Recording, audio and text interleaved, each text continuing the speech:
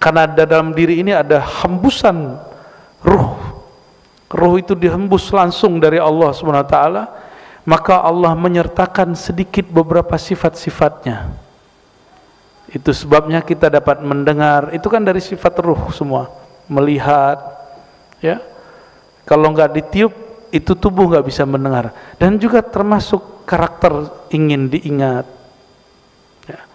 Orang kalau faham ini, mengingat dia akan dihantarkan mengingat Rasulullah, mengingat Rasulullah akan menghantarkan dia ingat kepada Allah. Itu yang disebut di hadis Imam Ahmad, Imam Ibnu Majah, man awliya Allah, siapakah wali Allah wahai baginda? Beliau menjawab, man idza ra'aitahu dzukirullah. Orang yang jika engkau pandang, engkau ingat, engkau visualkan, engkau bayangkan, engkau kirimin Fatihah, mengingat dia menghantarkan engkau mengingat Allah Subhanahu wa ta'ala. Pada pagi ini insyaallah kita akan masuk kepada pada fasal mengenai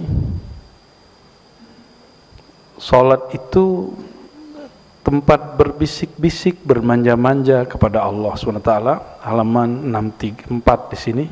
Ini yang saya ingat, barangkali lupa, tapi ya benar ya.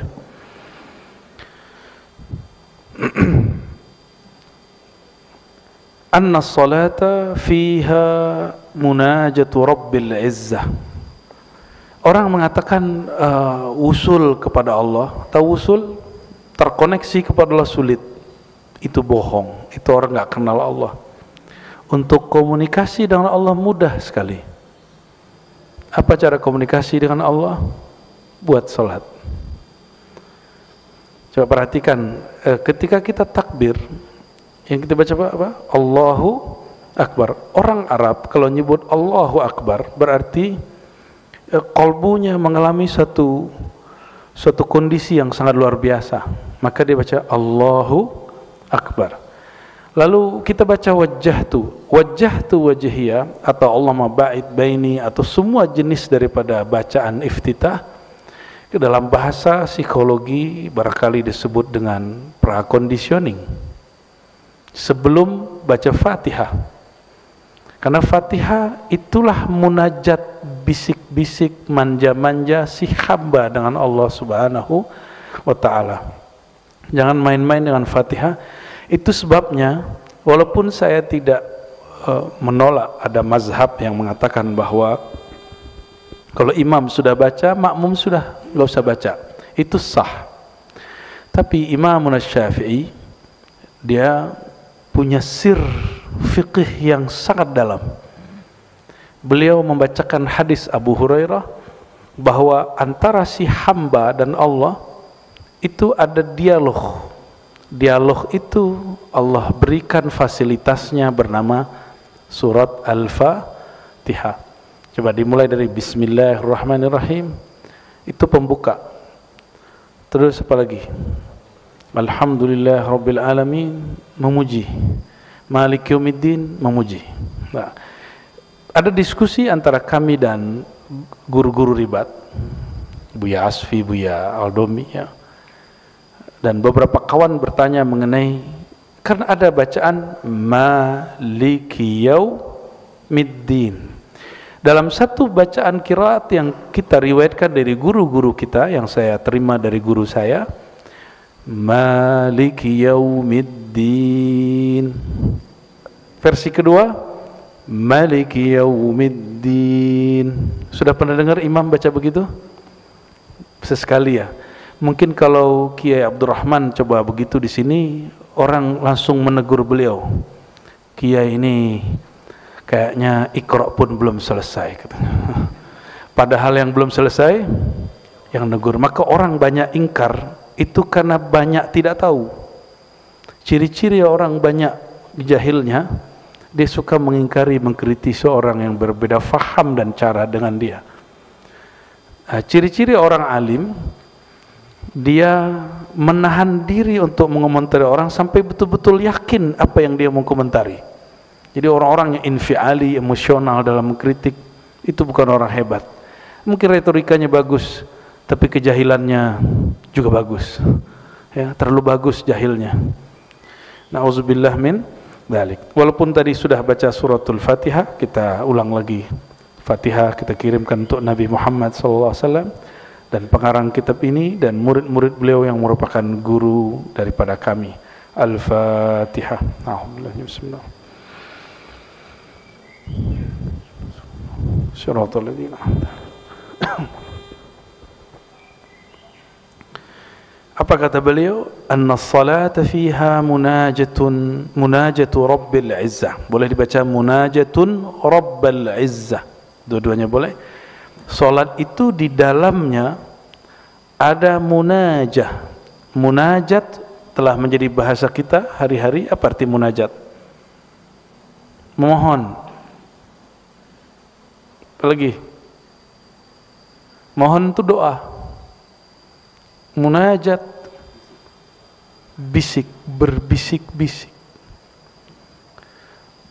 Berbisik-bisik itu bermanja-manja, bermesra-mesra. Maka munajatun boleh diartikan bisikan mesra cintanya hamba dengan zat yang terkasih, zat yang paling layak dicinta, yaitu zatullah subhanahu wa ta'ala. Munajat itu saya buat analog. Kalau kita punya kekasih, maka malam hari paling senang bermunajat dengannya, bermanja-manja, berbisik-bisik dengannya. Benar enggak? Maka Sufyan Ats-Tsauri setiap kali terbit fajar dia menangis. Apa katanya? Habislah waktuku berdua-duaan dengan Allah Subhanahu wa taala. Habislah waktuku bermanja-manja. Setelah ini orang akan banyak datang, murid banyak datang, banyak kesibukan duniawi. Jadi dulu imam-imam itu nangis kalau terbit fajar. Kalau sekarang seneng ya? Atau malah kesel? Kesel, udah subuh aja nih gitu ya. Munajatu Rabbil Izzah, bermanja-manja dengan Allah. Mungkinkah kita bermanja dengan yang tidak dikenal? Orang mesti dia bermanja-manja dengan sesuatu yang dia kenal. Maka syarat salat itu menjadi munajat, ma'rifatul ma'bud, mengenal siapa yang disembah. Karena ma'rifat mengenal Allah itu tiada batasnya, maka jangan berhenti belajar ilmu tentang Allah Subhanahu wa ta'ala. Dan gak ada namanya orang paling mengenal Allah setelah Nabi Muhammad SAW, kecuali pewaris-pewaris mutlak beliau yang Allah rahasiakan ya. Hari ini banyak orang jualan obral ma'rifat, terus ngaku dirinya satu-satunya yang bisa menghantarkan murid kepada Allah. Nggak begitu, itu Arab Badui begitu. Arab Badui datang kepada baginda lalu mengatakan, ya Rabb irhamni wa Muhammada, sayangi aku dan Muhammad saja, jangan yang lain. Sama persis, yang bisa bawa ke Muhammad cuma saya. Orang-orang begitu, na'udzubillah min dzalik, orang-orang yang telah mengerdilkan rahmat Allah Subhanahu wa ta'ala. Betul guru kita pintar, tapi di luar guru kita Allah juga maha luas kasih sayangnya, pasti dibagi-bagi beberapa. Dari Sayyidina Anas radhiyallahu taala anhu, qala an-nabiy sallallahu alaihi wasallam, innal mu'mina, sesungguhnya orang beriman, idza kana fi shalah, jika dia salat, ini orang mukmin, fa innama yunaji rabbah, dia sedang bermanja-manja, berbisik-bisik kepada Allah. Oke. Kalau orang enggak beriman, bisik-bisik itu cepat-cepat enggak? Bermanja-manja itu tergesa-gesa enggak? Enggak ada orang bermanja-manja itu tergesa-gesa. Fala yabzuqanna baina yadayhi wala an yaminihi. Maka adabnya direalkan, walaupun Allah tidak menempati ruang depan, kanan, kiri, atas, bawah, namun adabnya tidak boleh meludah ke depan, ya, tidak juga ke kanan, ya. Tapi meludahlah. Kalau dulu boleh meludah di masjid, sekarang boleh nggak? Bisa algojonya Kiai Abdurrahman dan Habib nanti turun tangan, ya. Wa hadza haitsu kanat as-shalah 'ala turab, kata Abu Ya Said Muhammad, ini jika salatnya di atas tanah atau pasir. Wa illa fayakhudhu bi yadihi al-yusra. Nah, kalau kita sekarang berdahak, maka kalau yang lagi batuk atau berdahak, sediain kain.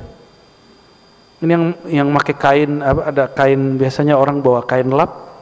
Ya, dulu orang suka simpan ya di saku dia, sapu tangan. Itu tradisi yang bagus. Ambil pakai tangan kanan lalu dibuang, boleh. Nah, kata beliau, fayakhuzahu biyadihi al-yusra kama nussa alaih. Maka ambillah dengan tangan kiri lalu simpan lagi. Gitu. Itu sunnah sebenarnya. Ya. An Sayyidina Abi Hurairah radhiyallahu taala anhu anin Nabi sallallahu alaihi wasallam, idza qama ahadukum ila shalah, jika kamu salat, fala yabsuq amamah, jangan meludah ke depan. Fa innama yunajillaha ma dama fi musalla, selama dia salat dia sedang bermunajat kepada Allah. Dan wala an yaminihi, juga jangan di kanannya, karena di sebelah kanan ada malaikat salat. Jadi setiap salat ada malaikatnya. Apa doa malaikat? Allahumma salli ala fulan, ya Allah turunkan rahmat kepada si fulan. Kalau kita meludah ke kanan, itu malaikat pergi. Ya. Wal yabsuq an yasari aw tahta qadamihi falyadfinha. Kalau dia mesti juga meludah, maka ke kirinya atau ke bawahnya, atau sesuai kalimat tadi, dia pakai kain, pakai tangan kiri, lalu disimpan lagi. Jangan ditelan ya. Itu dahanya jangan ditelan, jorok kali itu. Ya, masa gitu ya. Jadi sunnah sekarang membawa apa? Sapu tangan itu kalau sholat, terutama bagi yang ada lendir-lendir atau dahak. Kalau enggak usah, enggak apa-apa. Ya, tisu lebih baik. Dulu belum ada tisu, bid'ah juga itu kayaknya tuh ya. Umin dalik, ganti tema. Tadi sholat itu tempat munajat. Inilah yang membuat orang rindu sholat. Udah rindu sholat belum? Sholat itu ada candunya gak? Ada candu gak sholat? Hah? Kayaknya belum ya. Karena belum kenal siapa yang disembah. Jadi belum jatuh cinta kepada Allah Subhanahu wa ta'ala. Sholat itu nikmat sekali Pak. Nikmatnya sholat, sehingga Abu Yazid itu seperti dia di atas orang lagi syahwat kepada pasangannya. Itu Abu Yazid Al-Bustami. Nikmatnya sholat itu yang disebut nikmat surga yang disegerakan. Maka Nabi SAW mengatakan, hubbiba ilayya minad dunya at-tib wan nisa wa ju'ilat qurratu aini fi shalah. Aku dibuat oleh Allah senang kepada yang harum, yang bersih, yang rapi, dan lawan jenis. Tetapi pelipur laraku hanya di dalam sholat, bukan hidup yang rapi, bukan pasangan. Tapi apa yang membuat Nabi terobati kolbunya? Fis shalah, di dalam sholat ya.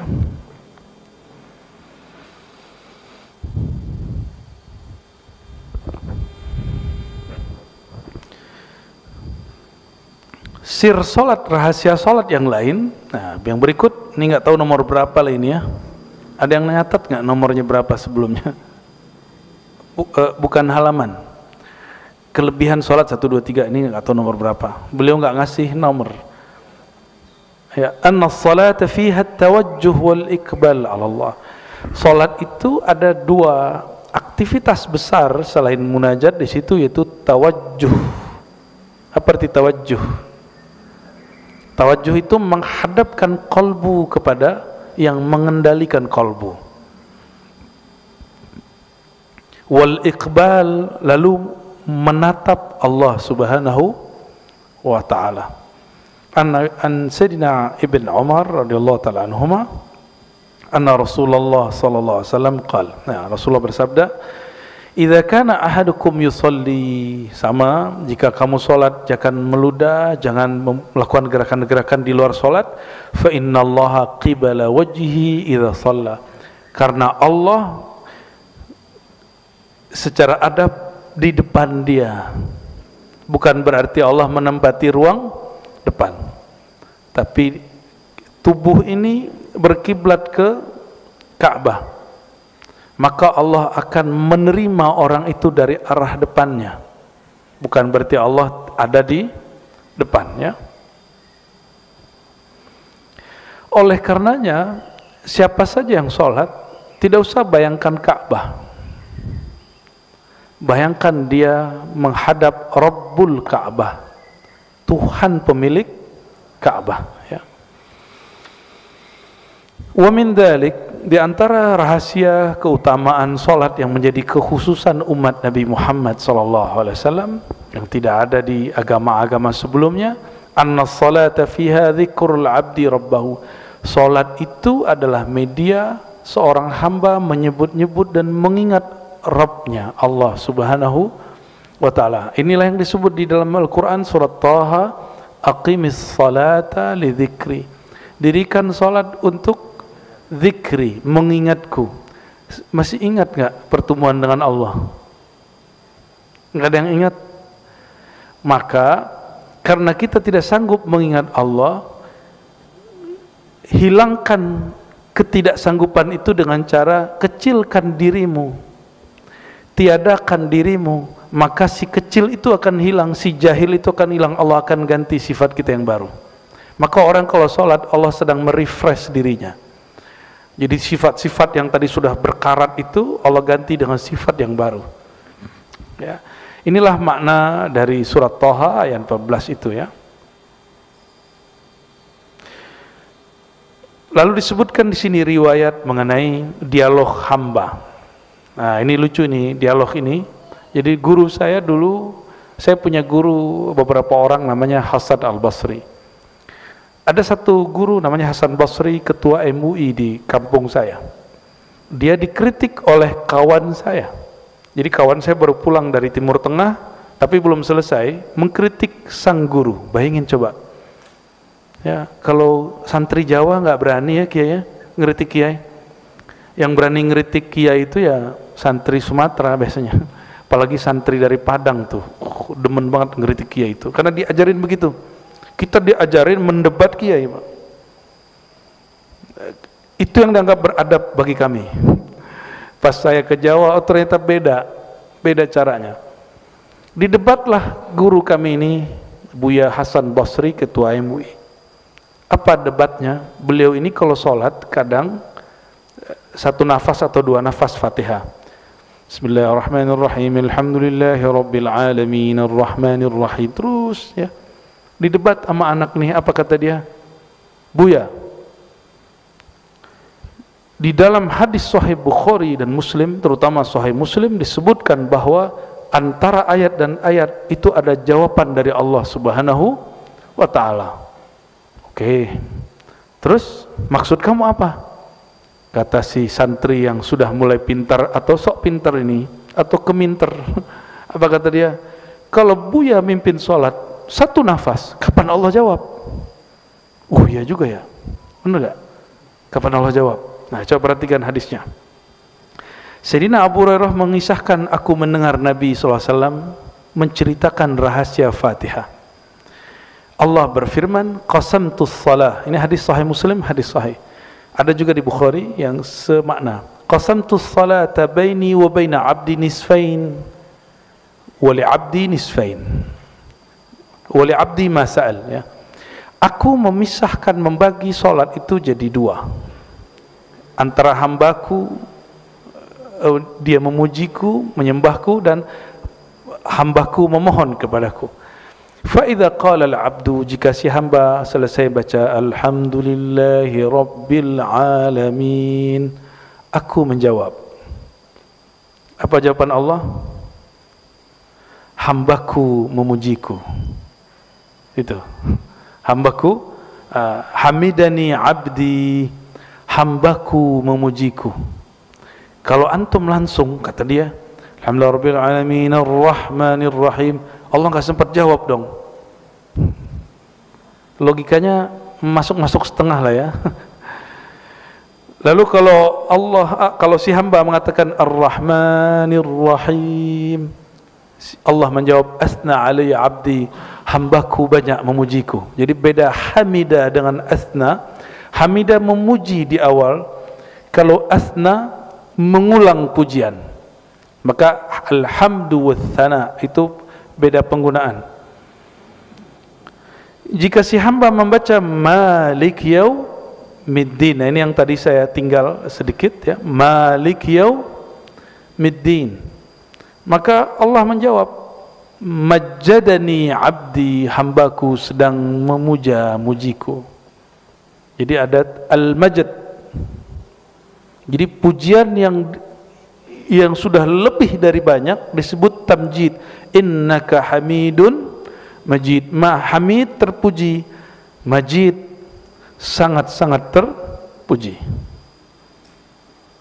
Fawwada ilayya abdi, lalu hambaku menyerahkan urusannya kepadaku. Lalu ketika dia baca iyyaka na'budu wa iyyaka nasta'in, maka Allah mengatakan hadza baini wa baina abdi, inilah hubunganku dengannya. Dia menyembahku iyyaka na'budu, maka aku beri dia iyyaka nasta'in, kepada engkau kami memohon pertolongan. Wa li abdi masal, apapun yang dia minta aku kasih.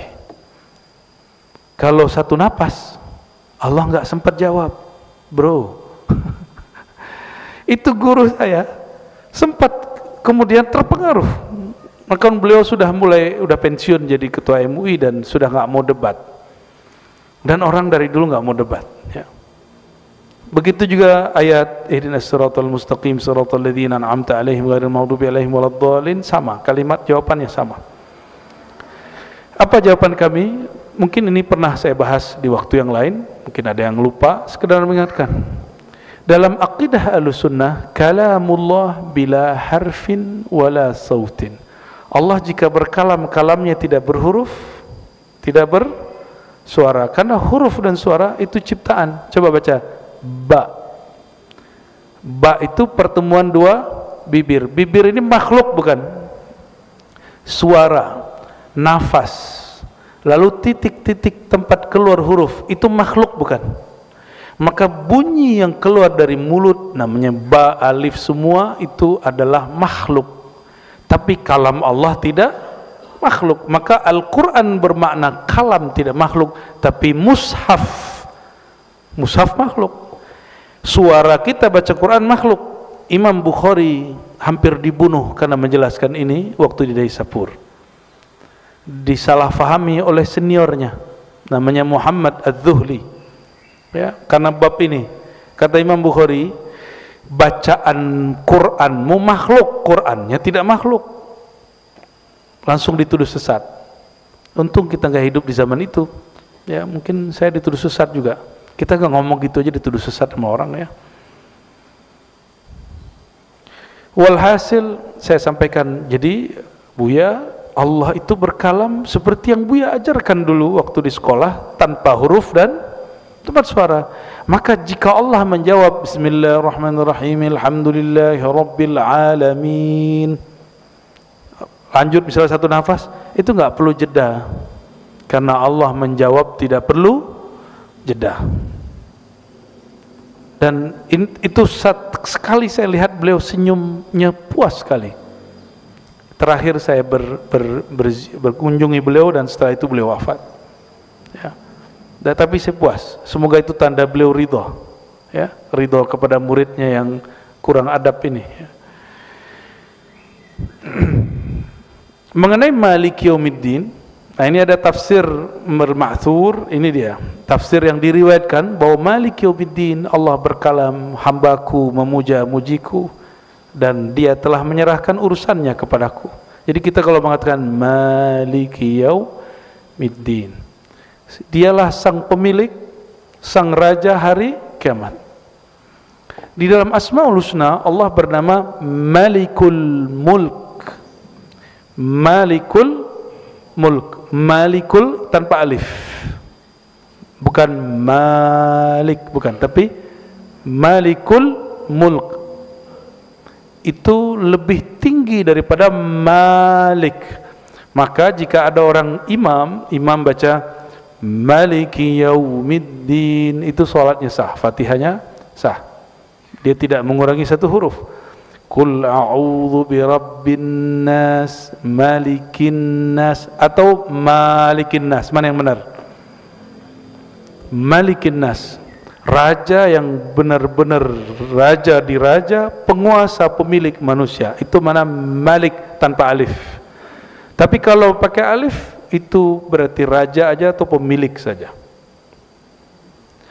Suatu kali Nabi SAW pernah mengatakan di hadapan sahabat. Jadi Nabi ini tawadu, tapi dalam bab tertentu beliau mengenalkan dirinya dan menyebutkan hakikat jiwanya, hakikat nurnya. Apa kata beliau? Ana sayyidu waladi Adam. Akulah sayyid waladi Adam. Kalau boleh diterjemah, raja manusia, yaumal qiyamah, pada hari kiamat. Maka ulama-ulama ahli isyari mengatakan Maliki Yaumiddin itu Allah. Kalau Maliki Yaumiddin itu nur Allah, nur kekuasaan Allah yang Allah berikan kepada Nabi Muhammad sallallahu alaihi wasallam. Wallahu alam, itu penjelasan isyarat ya. Wa jaa fi riwayatin ukhra ziyadatun fi awwalihi fa idza qala al-'abdu bismillahirrahmanirrahim. Ada satu riwayat dia tidak sahih, tapi riwayat Daruqutni dan Baihaqi. Jadi mulai dari bismillah. Jika si hamba baca bismillah, maka Allah mengatakan dzakarani 'abdi, hambaku menyebut-nyebut namaku, mengingat aku. Senang diingat sama orang? Ya, senang diingat? Itu namanya sifat jalal Allah yang Allah sertakan pada diri kita. Karena dalam diri ini ada hembusan ruh. Ruh itu dihembus langsung dari Allah Subhanahu wa taala, maka Allah menyertakan sedikit beberapa sifat-sifatnya. Itu sebabnya kita dapat mendengar, itu kan dari sifat ruh semua. Melihat, ya. Kalau enggak ditiup, itu tubuh enggak bisa mendengar. Dan juga termasuk karakter ingin diingat ya. Orang kalau faham ini, mengingat dia akan dihantarkan mengingat Rasulullah, mengingat Rasul akan menghantarkan dia ingat kepada Allah. Itu yang disebut di hadis Imam Ahmad, Imam Ibnu Majah, man awliya Allah, siapakah wali Allah wahai baginda? Beliau menjawab, man idza ra'aitahu dzukirullah, orang yang jika engkau pandang, engkau ingat, engkau visualkan, engkau bayangkan, engkau kirimin Fatihah, mengingat dia, menghantarkan engkau mengingat Allah Subhanahu wa ta'ala. Kenapa? Bukan lagi fisik dia yang kita lihat, tapi sirruhnya yang bersumber dari hembusan Allah Subhanahu wa ta'ala. Itulah guru mursyid. Itu yang disebut guru. Jadi orang kalau dapat ijazah 7 tapi mandang dia enggak membuat kita ingat Allah, maka dia bukan mursyid kita. Carilah mursyid yang kalau mengingat dia, memandang dia, membuat kita teringat baginda, membuat kita terhantar mengingat Allah Subhanahu wa ta'ala. Dan itu makamnya Nabi Muhammad SAW. Lalu pewaris-pewaris Nabi Muhammad sallallahu alaihi wasallam. Ya, semoga di antara kita diizinkan untuk mencapai makam ini. Amin ya rabbal alamin. Wa min dzalik, di antara sir rahasia daripada salat yang merupakan kekhususan umat Nabi Muhammad SAW. Jadi salat itu Bapak Ibu, ibadah secara umum, setiap ibadah ada malaikatnya. Dan malaikatnya ada 2 jenis, malaikat bumi dan malaikat langit. Khusus Fatihah yang dibaca dalam salat itu ada bacaan amin. Coba amin. Nah, ini amin ngantuk. Yang bisa bahasa Arab, amin itu terjemahannya apa? Hah? Coba tasrifnya apa? Kan kata Arab itu bisa diderivasi, dirubah. Shalla yusalli salatan. Amin apa? Enggak ada kata sepakatan ulama, karena itu bukan bahasa Arab yang bisa ditasrif. Di bahasa Arab yang unik, dia bahasa Arab alam sana. Itu bahasa Arab alamnya malaikat. Maka ketika orang baca waladhdallin, jangan terlalu panjang doanya ya. Waladhdallin, ya. Dan jangan kemudian didengung terlalu panjang. Dal itu keliru itu, ya. Enggak boleh itu bila gunnah, tanpa ada dengung. Waladhdallin langsung disambut, karena bi gunnah itu sudah jelas masuk ke huruf waw dan huruf-huruf tertentu yang lain. Jika ada orang membaca itu, maka malaikat dengan bahasa Arab langit, nah ini bahasa biar agak ngeri-ngeri sedap, membaca amin.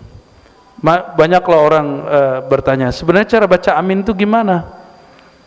Amin atau amin, yang benar yang mana? Kayak tahu yang benar aja sih.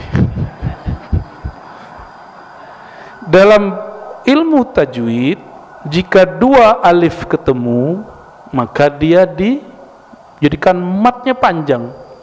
Itu asalnya amin kalau versi ahli tasrif. Cuma emang bisa ditasrif begitu, ada ya di tengahnya, ini muskil. Maka ada ulama kita yang memanjangkan amin, itu ada alirannya dalam ilmu tajwid. Jadi ilmu tajwid ada mazhabnya Bapak Ibu. Mazhab itu tidak hanya mazhab fikih. Mazhab fikih yang ditulis di depan masjid, kan kalau disebut semua repot juga, tapi cukup yang tiga itu. Mazhab apa di sini? Syafi'i. Enggak usah ditulis qiraat kita, qiraat Asim, repot sudah. Ya, cukup tiga itu. Pertanda masjid ini masjid rahmatan lil alamin. Insya Allah. Enggak mungkin juga disebut qiraat Asim. Rempong. Ya. Jadi amin itu bukan bahasa Arab sini. Dia bahasa Arab. Dia walaupun tidak setara dengan alif lam mim, tapi dia hampir-hampir sumbernya sama. Coba alif lam mim, ada yang tahu bahasa Arabnya apa? Alif lam mim, apa artinya? Enggak tahu, itu bukan arti. Hanya Allah yang tahu, itu bukan arti. Ada artinya, ada di kitab tafsir. Namun dalam tafsir Jalalain yang dibaca Kiai Imam Suyuti, mengalihkan makna, bukan memaknai. Wallahu a'lam bimuradihi, Allah lebih tahu maksudnya, tapi itu bukan arti. Orang mengira itu artinya. Itu pertanda bahwa huruf Arab yang ada di Quran bukan huruf Arab yang dibuat-buat baginda Nabi Muhammad SAW, tapi itu Arab yang asli dari hadirat Allah Subhanahu wa ta'ala. Maka dalam ilmu lughah ada satu kaidah, annal lughata bal lughat fil alam min Allah. Semua bahasa bersumber dari Allah. Semua bahasa bersumber dari Allah. Atas dasar itulah kita tidak menolak orang menyebut Allah dengan sebutan Gusti, Pangeran, Tuhan. Kita enggak nolak, karena semua bahasa dari Allah Subhanahu wa ta'ala. Yang menolak, dia tidak mengerti ilmu bahasa, padahal Al-Quran itu sumber bahasa. Nah, saya mau tanya lagi, jadi alif lam mim bahasa apa? Bahasa langit? Enggak, itu tempat, langit itu tempat. Bahasa apa? Coba bacain awal-awal surat Yusuf. Terus Qur'anan, kami jadikan Quran itu Arabian, maka alif lam mim itu bahasa Arab, tapi bukan bahasa Arab sini. Ini yang disebut i'jaz, untuk melemahkan Arab-Arab Quraisy, karena bahasa Arab mereka sudah terkontaminasi. Ada Arab yang lebih murni. Gitu. Apa makna Arab? Bahasa Arab, Arab itu artinya araba, artinya sesuatu yang bergerak. Maka huruf bahasa Arab, harokat itu artinya gerak. Harokat itu gerak artinya. I'rab itu mengetahui harokat akhir dari satu kata, dan satu kata tidak selalu stagnan seperti bahasa Indonesia. Saya makan, bisa nggak? Saya makana, makani, makanu, tidak ada. Dalam bahasa Arab, makan itu akala, yakulu, ya, yakul, kul, kulu, kuli, banyak sekali. Itu disebut dengan i'rab. Maka bahasa Arab itu bahasa yang bergerak, dan dia selalu bergerak. Jadi alif lam mim bahasa apa? Alif lam mim bahasa apa? Bahasa Inggris.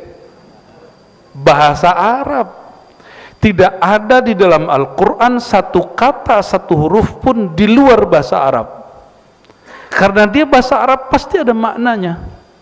Namun tidak semua diketahui oleh para ulama.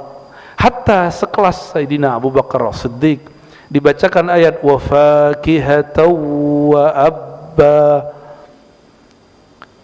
Orang nanya, ya Abu Bakar, apa itu fakih, apa itu abba? Kalau fakihah kami tahu, buah. Abba, mana abba? Apa kata Sayyidina Abu Bakar?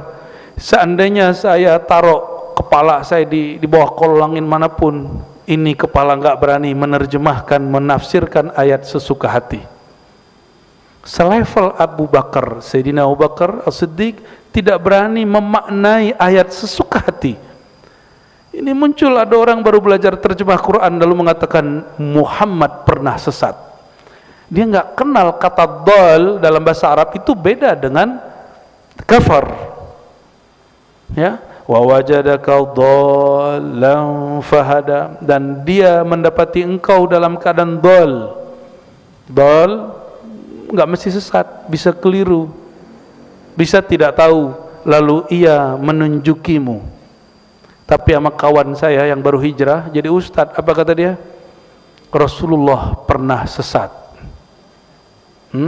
Orang kalau baca Quran nggak belajar akidah, maka dia akan sesat menerjemahkan Al-Quran. Oleh karena itu akidah minal Quran, akidah itu bagian dari Al-Quran. Kalau kita pakai Quran, ada nggak sholat 5 waktu? Sholat cuma 3 waktu. Aminah Wadud, tahu Aminah Wadud yang mimpin sholat Jumat, perempuan? Itu kita tanya, kenapa sih ente mimpin sholat Jumat? Apa jawaban dia? Di Quran nggak ada larangan perempuan jadi imam sholat Jumat. Iya juga sih ya, tapi blow on.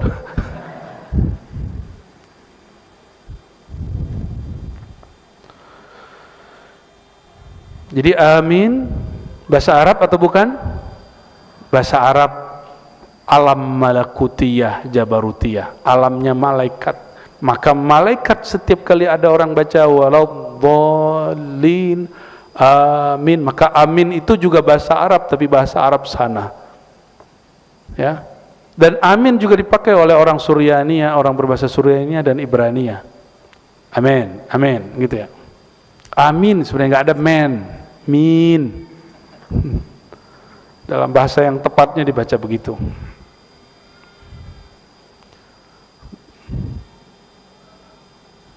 Apa dalilnya?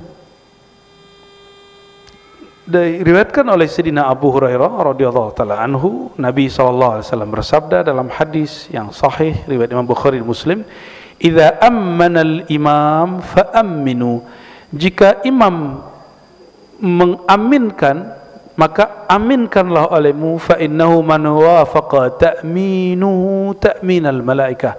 Siapa yang aminnya, ini mumpung sudah selesai amin-aminan kan, sudah selesai kan, 01, 02, 03.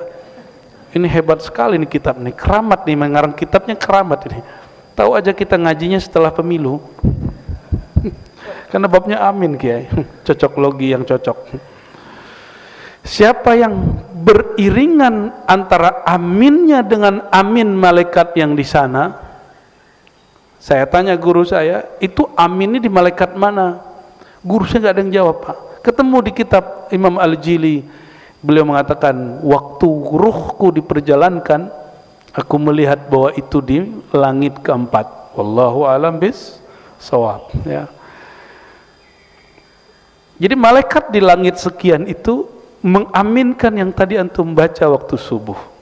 Waladdallin, amin. Dan ini dalil bahwa amin adalah salah satu bahasa malaikat, dan ini juga dalil bahasa malaikat, bahasa Arab. Bahasa malaikat, bahasa Arab.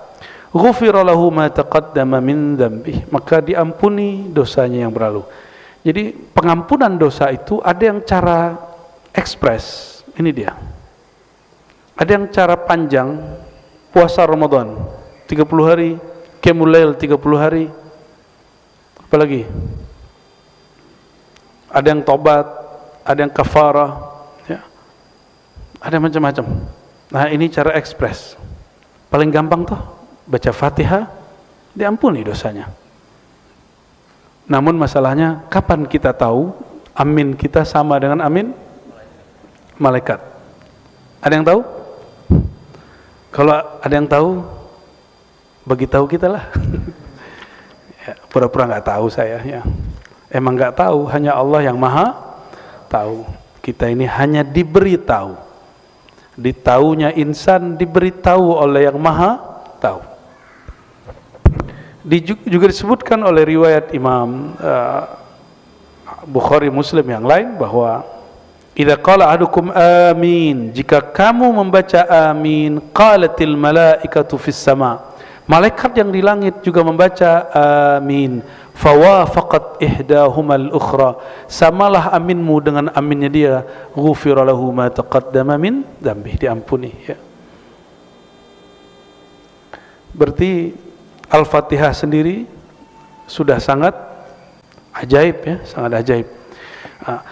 Jadi ketika disebut bahwa Al-Fatihah dialog hamba dan Allah, Allah membalas pujian hamba, maka seorang guru saya mengatakan, tahukah engkau solawat Allah pada dirinya? Solawat Allah pada dirinya adalah suratul Fatihah. Wallahu a'lam bisawab. Itu ilmu-ilmu hikmah kerohanian, ya, bukan hikmah kesaktian. Wa min dzalik, halaman 66. Di antara sir rahasia salat itu, tanha sahibaha anil fahsya'i wal munkar. Tanha itu menahan, bukan melarang. Ya. Terjemahan di sini apa? Nahi mungkar itu bukan melarang, tapi menahan. Nahan, ya. Menahan pelaku salat dari fahsya, dari perbuatan keji, wal mungkar, dan sesuatu yang tidak dikenal nilai baiknya. Jadi apa yang disebut munkar? Yang tidak dikenal sisi baiknya disebut mungkar, diingkari, tidak dikenali. Qala Allah Ta'ala, ini ayat sudah sering dibaca, surah Al-Ankabut, ya, di tengah ayat, wa aqimis salata innas salata tanha anil fahsya'i wal munkar. Dirikanlah salat karena sesungguhnya salat menahan daripada fahsya dan munkar. Wala dzikrullahi akbar, sungguh mengingat Allah itu lebih besar. Wala dzikrullahi, lebih besar dari apa? Dari dunia dan seisinya. Wallahu ya'lamu ma tasna'un. Karena zikrullah itu besar efeknya, maka fahsya dan mungkar, keji dan kemungkaran itu terpinggirkan sendiri. Jadi kalau ingin memberantas keji dan mungkar, jangan langsung sweeping. Dirikan di tempat itu salat. Hidupkan majelis-majelis yang mengajarkan salat di situ. Baru kalau antum mau sweeping, izin dulu dengan polisi, ya kan, kerjasama kalau perlu.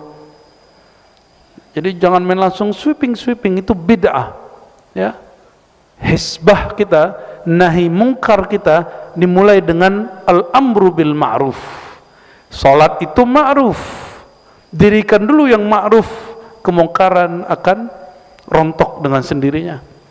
Jangan berantas kemungkaran dulu, Itu tidak sesuai dengan ajaran Nabi Muhammad sallallahu alaihi wasallam.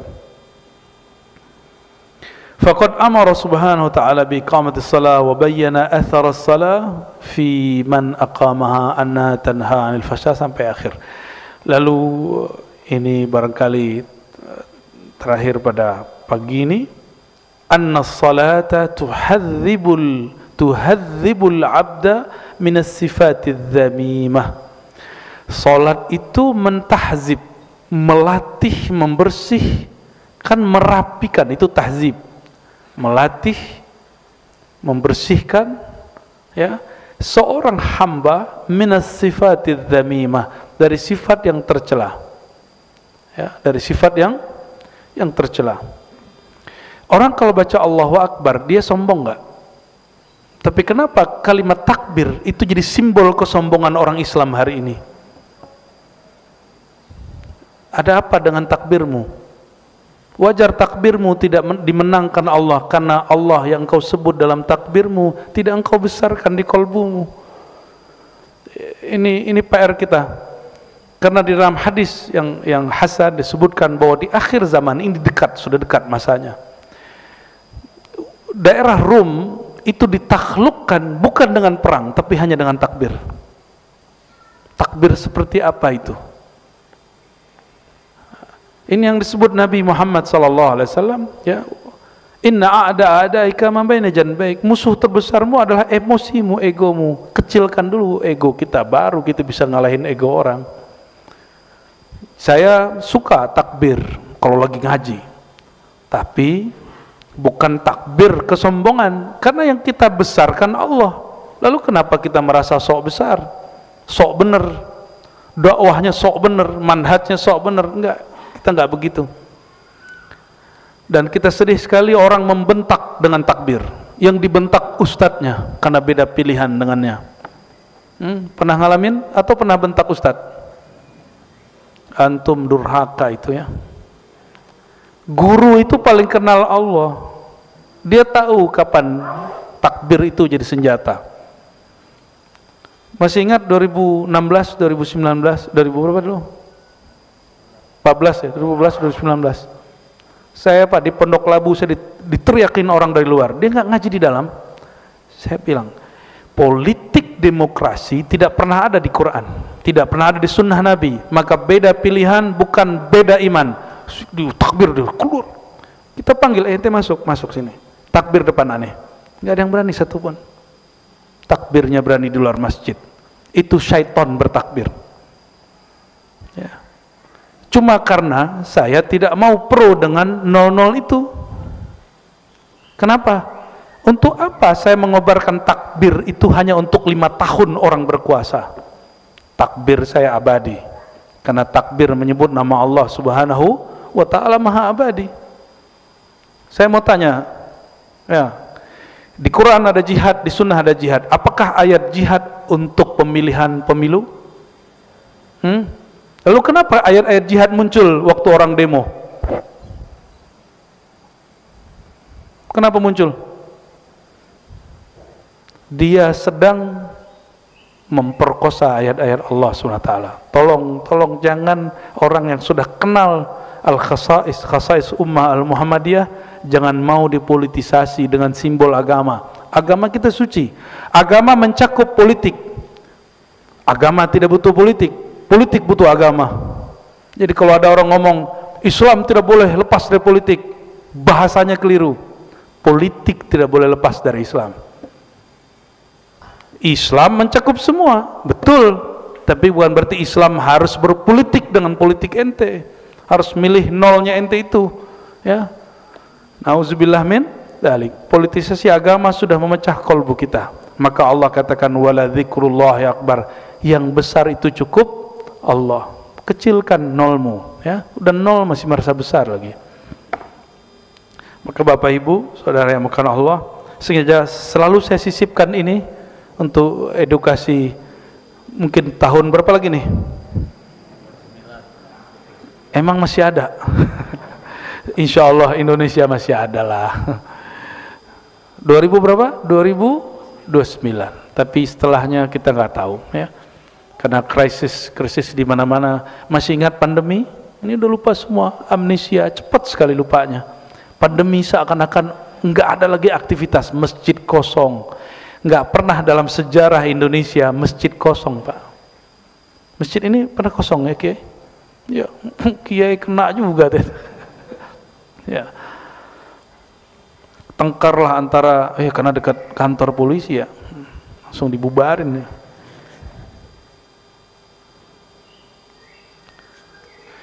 Dan dalam hadis dikatakan nanti di hari kiamat akan muncul orang nggak ada haji. Untungnya pandemi kemarin orang masih ada haji. Oh, berarti bukan yang kemarin. Cuma mungkin kemarin itu trial. Kita nggak tahu suatu saat akan muncul lagi begitu. Wallahu a'lam. Ini bukan nakut-nakutin, ini memang menakutkan. Tapi tenang, waladzikrullahi akbar. Mengenal Allah itu lebih besar, menyebut nama Allah itu lebih besar. Gak usah khawatir nanti Pak Coklik katanya El Nino, El Nano, El Nino, terserah dia mau datang. Ya, karena dalam hadis disebutkan nanti sebelum Isa turun, Dajjal muncul, Al-Mahdi berjuang, nanti ada 3 tahun masa Pak Coklik. Hujan gak turun, gagal panen di mana-mana, kelaparan di mana-mana, orang berebut air, berebut nasi, berebut semua. Sebelum masa itu datang, berlatihlah tidak bergantung dengan air, bergantunglah dengan zat yang menciptakan air. Jangan bergantung dengan lagi nasi. Mulai, bukan pengen sehat, bukan, tapi ingin menyehatkan kolbu. Ya, waktu tahun 2020 masih ingat bulan puasa, orang panik buying. Ya. Karena ada yang mengatakan 15 Ramadan terjadi dukhon. Akhirnya pada borong beras. Beras habis di banyak gudang. Ini Ustadz nggak tanggung jawab. Habis itu dia mengatakan hadisnya dhaif, tapi orang sudah panik duluan. Wala yasta'fu minan nas. Dia nggak minta maaf sama orang. Minimal dia minta ampun lah kepada Allah Subhanahu wa taala karena bikin gaduh. Sayyidina Muaz, jangan kambat kajian Bapak Ibu, mimpin sholat itu kurang 1 orang, terganggu 1 orang karena sholat dia kepanjangan. Nabi langsung kasih gelar afattanu anta ya Muaz, kamu pengacau umat hai Muaz. Menggigil Muaz digituin. Makanya Muaz dididik oleh Rasulullah SAW, akhirnya paling mengerti halal haram. Dididik begitu sama Rasulullah SAW. 1 jamaah berkurang, Pak. 1 jamaah terganggu dengan imamnya dia. Bayangkan ceramah-ceramah kita hari ini mengganggu banyak orang. Nauzubillah min dzalik. Kasihlah ceramah yang rahmah ya. Enggak, Islam itu tegas. Tegasnya Rasulullah itu dengan rahmah. Dalam lembutnya dia tegas, dalam tegasnya dia sayang. Nabi itu tegas bukan untuk kebencian. Nabi itu lembut bukan karena kelemahan, tidak. Karena yang dapat mengalahkan kekasaran, kezoliman itu cuma kelembutan. Coba antum lihat, mohon maaf, pemimpin mana yang senang dihujat, pasti dihancurin orang menghujat dia. Tapi wallahi saya menyaksikan di hampir semua negara dan dalam sejarah Islam, pemimpin-pemimpin yang zalim takluk kepada ulama yang kolbunya lembut. Takluk. Dalam silsilah zikir kami, Thariqah Naqsyabandiyah Khalidiyah, itu ada seorang imam namanya Yusuf Al-Hamadani. Yusuf Al-Hamadani punya guru Abu Ali Al-Farmadi.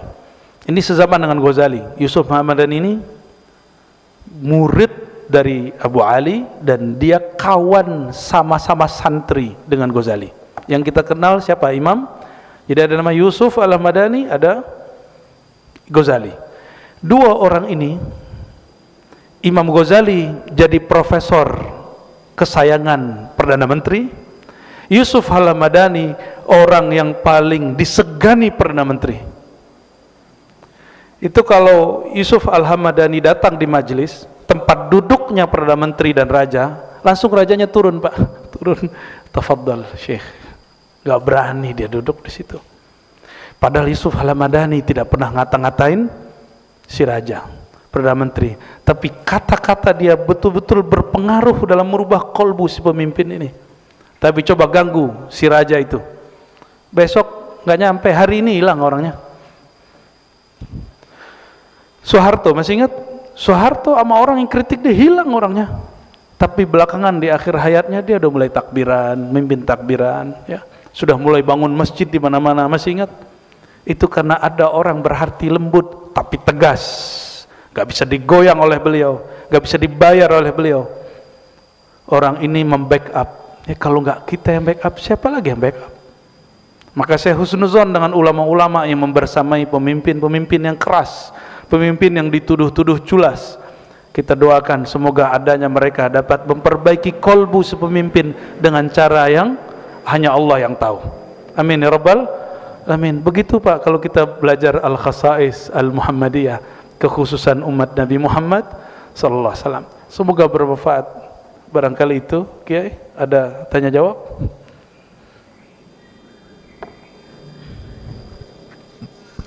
Bapak Ibu sekalian, barangkali ada yang mau ditanyakan. Kira-kira ada waktu 10 menit cukup Bu ya?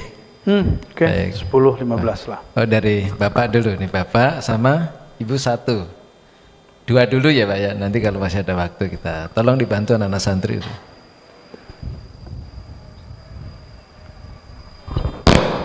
Assalamualaikum warahmatullahi wabarakatuh. Assalamualaikum.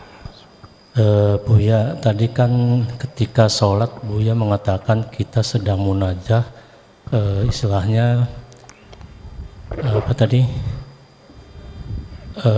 berbisik-bisik, bermanja-manja. Nah, saya juga baca atau dapat informasi ketika sujud itu yang paling afdol untuk mengadukan. Ya. Nah, yang saya tanya itu caranya bagaimana ketika sujud itu, apakah harus pakai bahasa Arab atau pakai bahasa yang kita mengerti? Itu saja Bu ya. Makasih. Assalamualaikum warahmatullahi wabarakatuh. Assalamualaikum. Karena sholat itu ada rukun, ada syaratnya. Sholat tidak sah jika menggunakan bahasa Indonesia, bahasa Melayu, bahasa Jawa. Tetap yang dibaca oleh lisan bahasa Arab. Tapi Bapak kalau mau baca, di kolbunya yang berbicara, karena Allah menatap isi kolbu ya.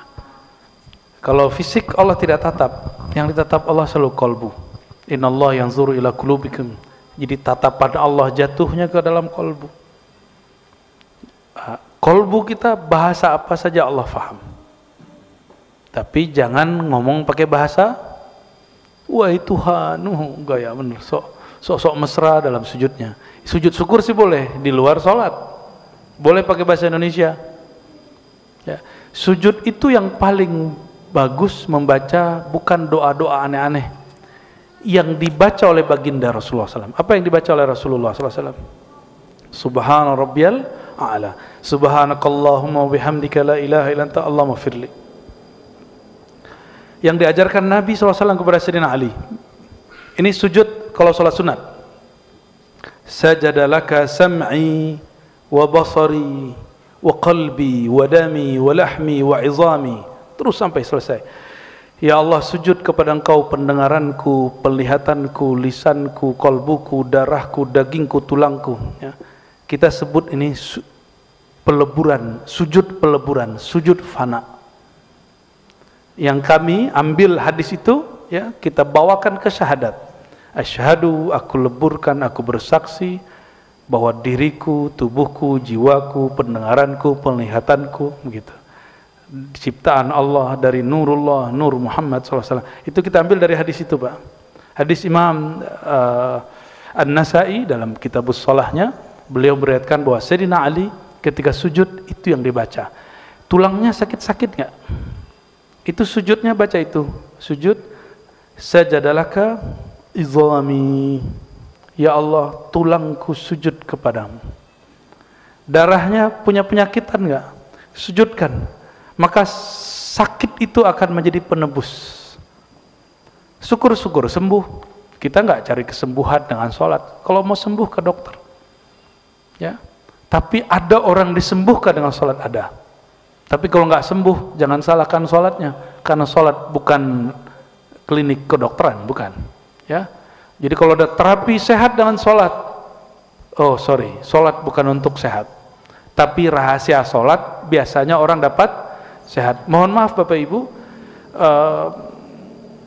mohon maaf mungkin ada yang sudah duduk di atas kursi. Tapi kalau orang rajin dia tahajud dari mudanya, dia nggak akan kemudian sulit dari atas ke bawah. Dia pasti bisa. Walaupun dia kalau jalan sudah ringkih. Nah, ini yang saya rasakan selama bulan puasa, jadi badan saya agak sakit-sakitan sebelum Ramadan. Tapi dengan tarawih, kan 20 rakaat setiap malam, naik turun, ternyata tulang kita jadi kuat, persendian kita jadi kuat. Jadi tubuh ini Allah ciptakan untuk bergerak, bukan diam. Maka bagian yang paling sering diam itu punggung. Nabi sering bekam di situ, dibuang darahnya, karena Imam Syafi'i pernah berkalam, satu cairan, satu yang bersifat cair, diam pasti membusuk. Maka darah-darah kita itu jadi kotor di punggung. Ini yang bikin sakit, Pak. Cukup 1 senti ada pembekuan sedikit saja, bahkan sekian mili, punggung kita langsung pegal-pegal. Dan itu hanya dengan ruku dan sujud. Tapi ingat, ruku sujud bukan untuk menghilangkan sakit punggung. Ya, nanti salah niat. Saya udah ruku, udah sujud, gak sakit, hilang-hilang. Ya iya, ente habis dipatahin punggungnya sama orang, ya wajar. Bapak Ibu, jadi cara kita sujud dan ruku, aktifkan kolbu. Ya, lisan menerjemahkan isi di dalam. Jangan lisan ikut kolbu, kolbu ikut, baru namanya abdun lillah, hamba Allah subhanahu wa ta'ala. Baik, untuk Ibu, silakan mic-nya. Makasih Pak Ustadz Ya. Ar-Rozi. Pertanyaan saya mengenai, saya banyak mendengar tentang Nur Muhammad Sallallahu alaihi wasallam. Nah, itu mohon penjelasan apa hubungannya dengan umat Islam. Wah, itu 12 SKS, Bu. Oke, saya jelaskan yang ringkas ya. Bagus. Salah satu kesadaran rohani dimulai dari orang bertanya asal usulnya. Ini ditulis oleh Imam Ghazali di dalam kitab Kimyaus Sa'adah, sudah ada terjemahannya, ya. Kimyaus Sa'adah, resep mencari kebahagiaan. Diterjemah oleh beberapa santri saya yang gabung ke salah satu penerbit Islam, Turos, ya, silakan dicari. Bukan endorse, tapi saya suka jika ada penerbit Islam berjaya.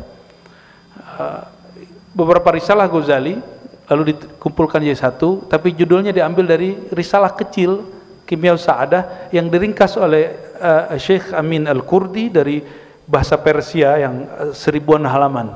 Inti kebahagiaan atau resep meraih bahagia. Apa kata Ghazali? Man anta? Siapa engkau? Dari mana engkau? Jadi ternyata kesadaran rohani orang bertanya, siapakah hakikat diriku? Apakah hakikat aku? Dari manakah sang aku itu datang? Oleh ulama kita diringkas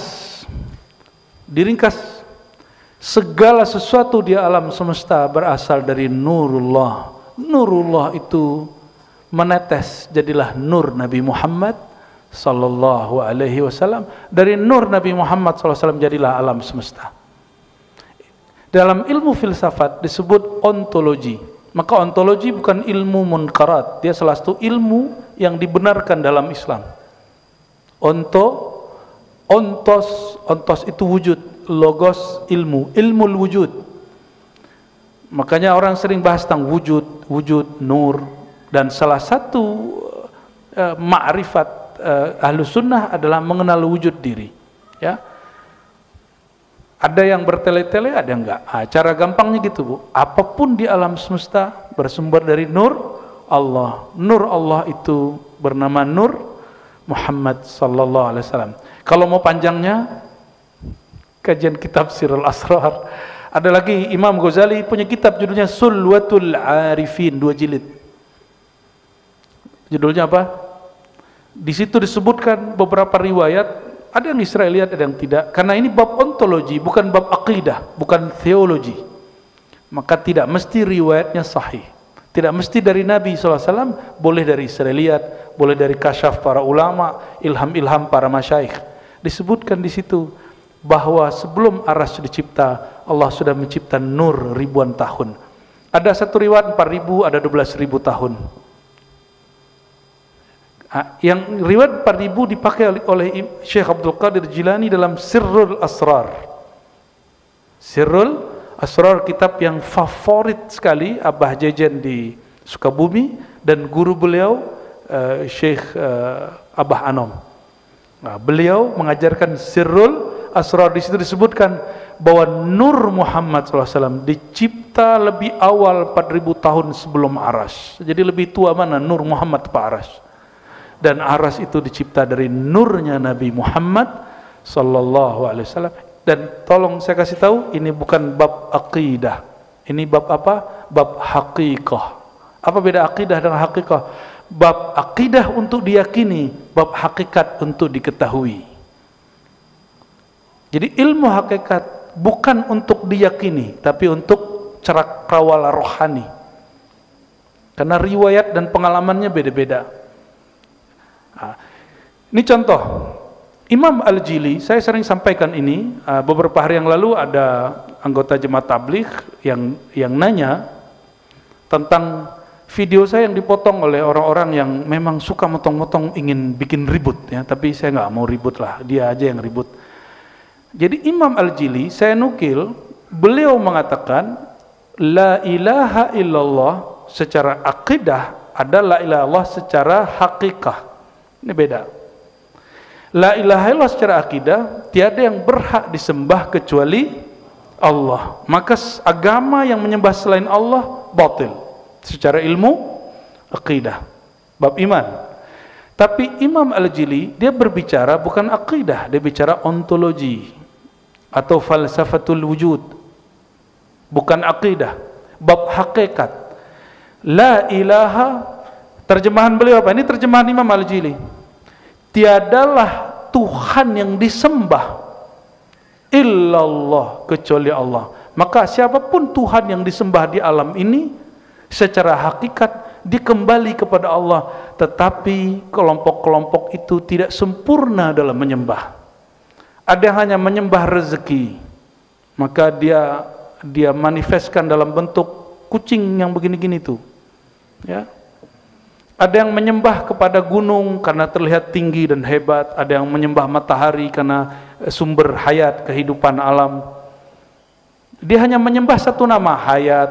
Ada yang menyembah Nabi Isa karena bisa menghidupkan yang mati. Dan imam yang saya sering sebut, murid dari Imam Syazili, guru dari pengarang hikam, Al-Mursi, Abu Labas Mursi. Apa kata beliau? Dirinya wali, kolbunya wali, itu penuh dengan nur asma dan sifat Allah. Jika disingkap orang mengira itu Allah, maka fa'abaduhu, mereka mengira itu Allah, mereka akan sembah. Itulah yang terjadi pada Nabi Isa. Kita lagi menjelaskan itu, cuma dipotong-potong ya. Dikira saya membolehkan menyembah Nabi Isa. Tapi kita kembalikan ke bahasa Melayu lama, sembah dalam arti hormat boleh, tapi sembah dalam arti ibadah tidak boleh. Ya. Persembahan tuh kenapa boleh? Tari persembahan ada Pak di kampung saya, kalau ada tamu datang ada nih tari persembahan hormat. Oke, coba perhatikan Quran, ini Quran. Sujud boleh nggak kepada selain Allah? Serius?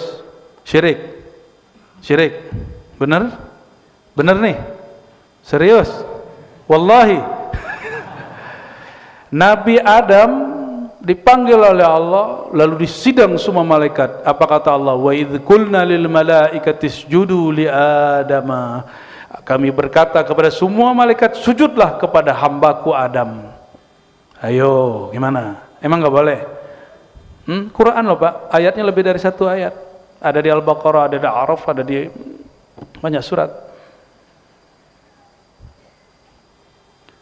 Jadi tidak semua sujud persembahan itu menyembah ibadah. Ada sembah hormat. Maka antum sudah clear, saya tidak pernah meyakini boleh menyembah Nabi Isa dalam pengertian menyembah ibadah. Saya juga tidak meyakini bahwa semua agama sama. Enggak. Siapa bilang semua sama? Itu orang emosional, orang emosi, akalnya hilang 2/3, bukan lagi setengah. Maka dia ingin mencari kesalahan orang, yang penting diambil kuat-kuatnya. Tapi insya Allah kita tenang-tenang aja ya. Kita mah tenang-tenang aja ya. Jadi itu penjelasan bab hakikat ya. Jadi la ilaha fil haqiqah, tiada Tuhan yang disembah secara hakikat kecuali Allah. Namun mereka menyembah Allah tidak sempurna. Apa kata Imam Al-Jili? Makanya ngaji, jangan ngaji di YouTube doang. Ya. Al-ma'bud al-hakiki Allah, ma'bud hakiki Allah, dan yang menyembah Allah secara utuh hanya Nabi Muhammad SAW dan umat Nabi Muhammad SAW. Saya umat Nabi Muhammad SAW. Maka dalam bab hakikat bahasanya bukan benar salah sesat, enggak. Bahasanya kamil akmal qasir, sempurna tidak sempurna. Itu bahasa hakikat. Jadi kalau ada orang ngomong hakikat sombong, dia belum nyampe kepada puncak hakikat.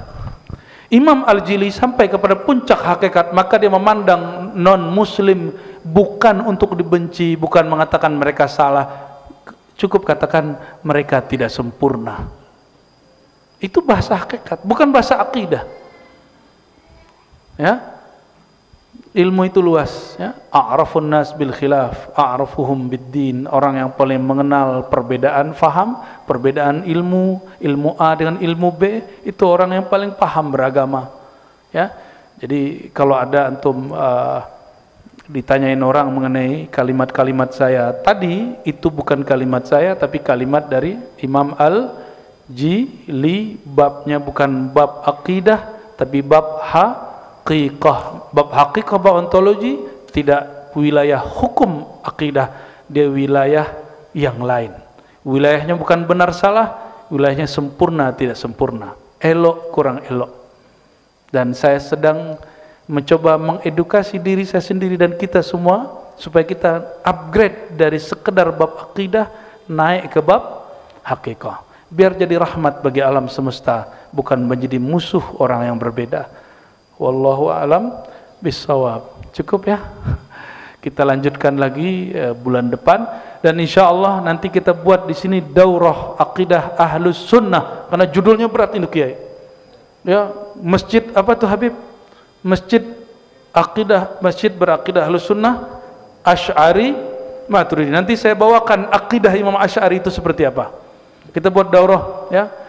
Semoga gratis. Semoga gratis. Tapi kitabnya bayar sendirilah.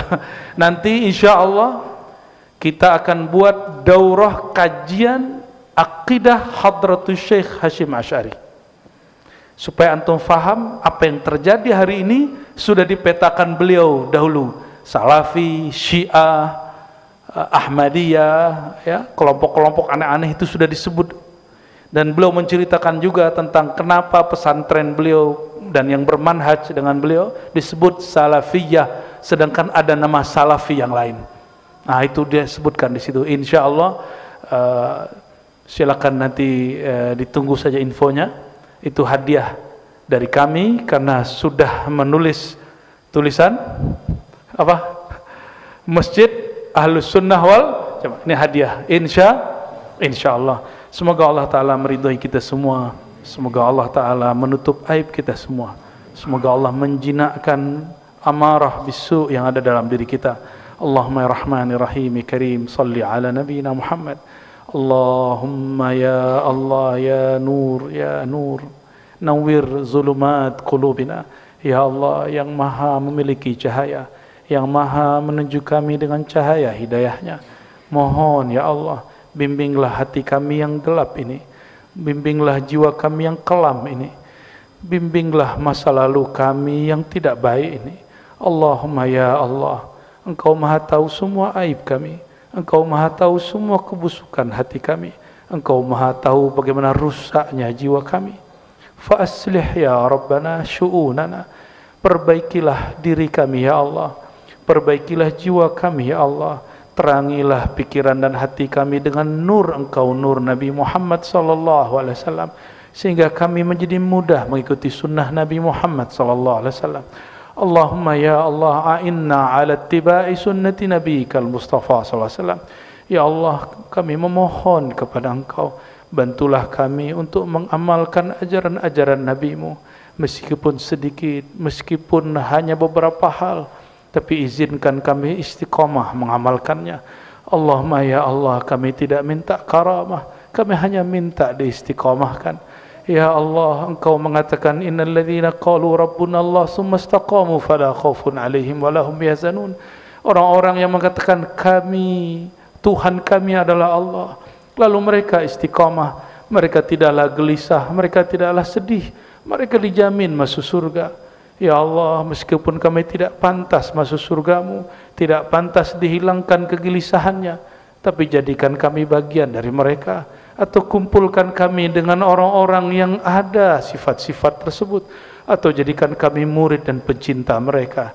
Allahumma ya Allah, ya Allah, ikuti ya Allah, ya Allah, ya Allah, imla qulubana bi asma'ika. Ya Allah, kalbu kami masih penuh dengan nama-nama makhluk-Mu. Izinkan, bersihkan kalbu kami ya Allah dari selain Engkau, lalu isilah dengan nama-nama Engkau, isilah dengan mengenal nama Engkau, isilah dengan cinta kepada Engkau dan kekasih Engkau. Allahumma rabbana atina fid dunya hasanah wa fil akhirati hasanah wa qina adzabannar.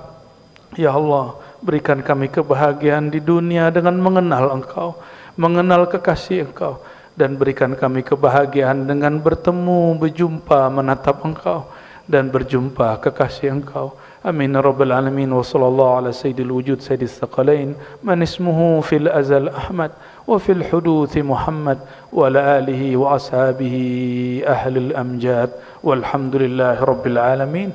Mohon maaf salah kurangnya. Subhanakallahumma wa bihamdika asyhadu an la ilaha illa anta astaghfiruka wa atubu ilaik. Assalamualaikum warahmatullahi wabarakatuh.